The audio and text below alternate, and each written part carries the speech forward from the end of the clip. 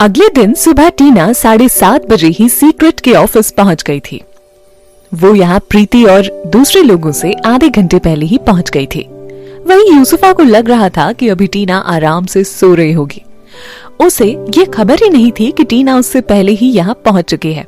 वहां पहुंचने पर प्रीति के होश उड़ गए। उसे लगा था कि टीना आज देरी से पहुंचेगी और फिर लेट होने की वजह से उसे इंसल्ट झेलनी होगी और हो सकता है कि उसे इस शूट से बाहर भी निकाल दिया जाए। लेकिन टीना ने पहले ही पहुंच के उसके सारे सपनों पर पानी फेर दिया। टीना, तुम यहाँ इतनी जल्दी आके क्या कर रहे हो? यूसुफा ने परेशान होते हुए टीना से पूछा। मेरी फ्रेंड इधर से ही ऑफिस जा रही थी, सो वो मुझे यहाँ छोड़ते हुए निकल गई। टीना ने बड़े आराम से जवाब दिया। थोड़ी ही देर में मीटिंग रूम में एक लगभग 40 साल की महिला दाखिल होती है। उसके पीछे 2 असिस्टेंट भी साथ में डॉक्यूमेंट्स लेकर अंदर आए।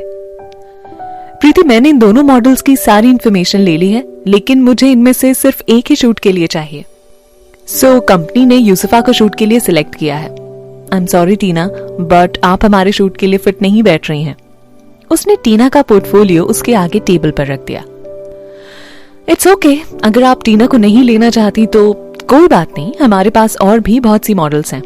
जैसा प्रीति ने सोचा था ठीक वैसा ही हुआ।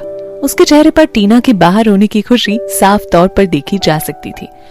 उसने दूसरी मॉडल्स का पोर्टफोलियो उस महिला के आगे बढ़ाते हुए उन्हें देखने का आग्रह किया। ओके, मैं देख लेती हूँ, फिर कुछ बताती हूँ। उसने सारे पोर्टफोलियो समेटे और वहां से जाने के लिए उठ खड़ी हुई। तभी अचानक से टीना बोल पड़ी। आपको किस थीम की शूट करवानी है मिस मीना?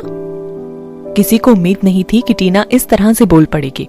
उस महिला ने भी पीछे मुड़कर टीना की तरफ देखा और बोली, हम ओरिएंटल थीम पर काम कर रहे हैं, इसके लिए हमें थोड़ी डल फेस वाली मॉडल चाहिए। आप इसमें फिट नहीं बैठ रही हैं। मीना जी, क्या आपने कभी पहले मेरे कोई शोज या मेरा कोई काम देखा है? टीना ने मुस्कुराते हुए पूछा। तुम फ्रेशर नहीं हो? जाहिर है कि उसने टीना के बारे में पहले कभी नहीं सुना था। अच्छा, तो आपको मिस प्रीति ने यह बताया कि मैं न्यू कमर हूं? टीना ने बड़े आराम से सवाल किया।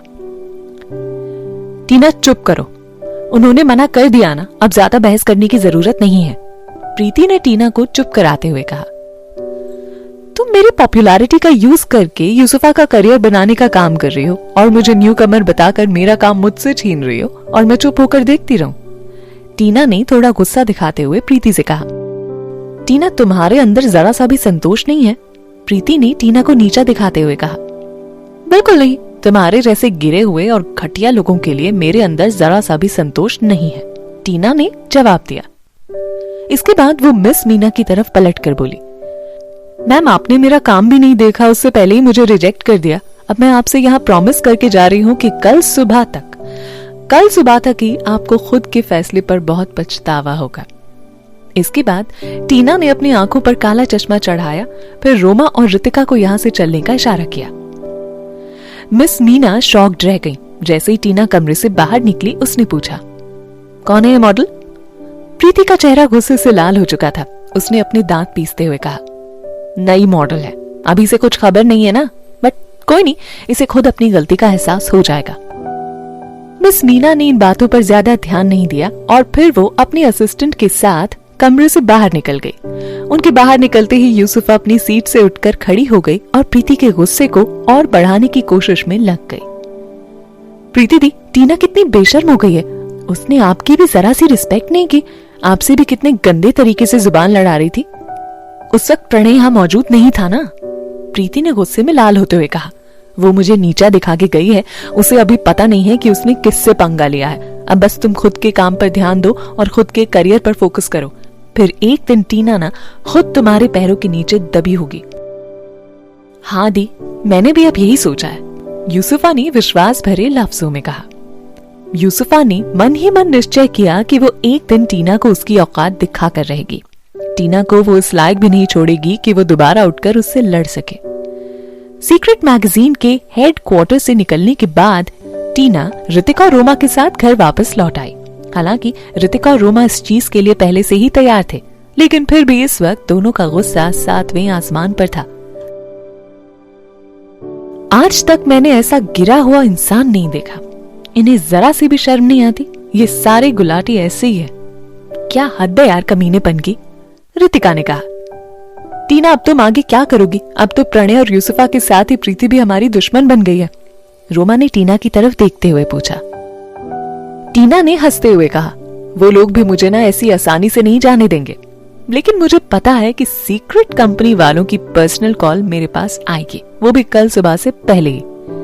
अच्छा, तो अभी बस हमें बैठकर कॉल का इंतजार करना है, रोमा ने कहा। रोमा ये जानने की बड़ी उत्सुक हो रही थी कि आखिर टीना ये सब कैसे करने वाली है। उसे टीना पर पूरा भरोसा था और वो जानती थी कि अगर टीना कह रही है तो सीक्रेट मैगजीन वाले टीना को जरूर कॉल करेंगे, लेकिन कैसे? टीना कैसे करेगी ये सब? इससे पहले टीना के पास इस सिचुएशन से निपटने का दूसरा रास्ता भी था। रणविजय ने टीना को अमेरिकन फोटोग्राफी इवेंट में आने का इनविटेशन दिया हुआ था। इस इवेंट में पूरे अमेरिका के फोटोग्राफर और एडिटर आ रहे थे। सीक्रेट मैगजीन के एडिटर भी यहाँ आने वाले थे। और सबसे बड़ी बात, इस इवेंट की ऑर्गेनाइजर रॉयल मैगजीन थी, जो कि पहले टीना की मेंटोर रह चुकी है। जब यूसुफा प्रीति की मदद से खुद को उस सीक्रेट मैगजीन के शूट में ले जा सकती है, तो टीना भी तो रणविजय की मदद से कोई कॉन्ट्रैक्ट हासिल कर सकती है। हालांकि रणविजय सामने से आकर कोई मदद नहीं करेगा, लेकिन पीछे से तो वो टीना को सपोर्ट कर ही सकता है, ताकि उसकी और यूसुफा की लड़ाई बराबर की हो। ये इवेंट आज रात को ही था, सो टीना शाम को इवेंट में जाने के लिए तैयार होने लग गई। एंटरटेनमेंट इंडस्ट्री का एक रूल है, यहाँ चीजें बहुत तेजी से बदलती हैं। प्रीति को लग रहा था कि अब सब कुछ उसके कंट्रोल में है, लेकिन आज रात को टीना पूरी बाजी पलटने वाली थी। अभी तक टीना ने अपनी पहचान छुपा रखी थी। दरअसल रॉयल मैगजीन के लोग उसे दूसरे नाम से जानते हैं। टीना के नाम से उसे यहाँ ज्यादा कोई नहीं जानता है। जब पहले वो अमेरिका और यूरोपीय देशों में काम करती थी, तो लोग उसे कियारा नाम से जानते थे।